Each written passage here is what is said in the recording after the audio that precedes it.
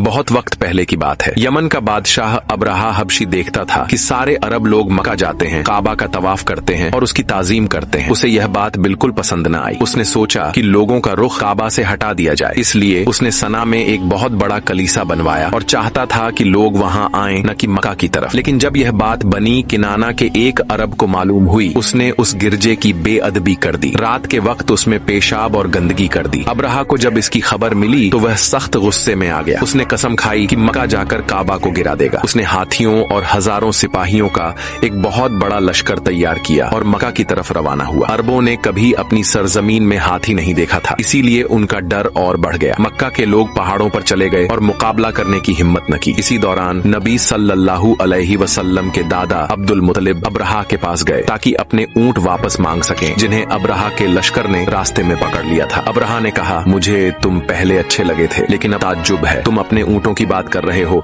उस काबा की नहीं जो तुम्हारा दीन है और जिसे मैं गिराने आया हूँ। अब्दुल मुतलिब ने जवाब दिया, ऊंट मेरे हैं और इस घर का एक रब है जो इसकी हिफाजत करेगा। अब्रहा ने कहा, तुम्हारा रब मुझे नहीं रोक सकेगा। मुत्तलिब ने कहा, यह मामला तुम्हारे और उस घर के रब के बीच है। सुबह होते ही अब्रहा ने अपने लश्कर को काबा की तरफ बढ़ाया, लेकिन जब वह वादी मुहस्सिर पहुंचे तो उनका सबसे बड़ा हाथी बैठ गया और काबा की तरफ बढ़ने से इनकार कर दिया। अगर उसे पूरब, पश्चिम या दक्षिण की तरफ मोड़ते तो वह चल पड़ता, लेकिन जैसे ही काबा की तरफ करते बैठ जाता। तभी आसमान से अबाबील नाम के परिंदे आए, झुंड के झुंड। हर परिंदे के पास 3 पत्थर थे, एक चोंच में और 2 पंजों में। जो पत्थर जिस सिपाही पर गिरता उसका जिस्म कटकर टुकड़े टुकड़े हो जाता। पूरा लश्कर तबाह हो गया। अब्रहा को एक ऐसी बीमारी लगी कि उसके हाथ पांव की उंगलियां गिरने लगी। जब तक वह सना पहुंचा उसका हाल चूजे जैसा हो गया, सीना फट गया और वहीं बुरी मौत मरा। ये था अंजाम उस शख्स का जो अल्लाह के घर को गिराने निकला। अल्लाह ने अपने घर की हिफाजत खुद की।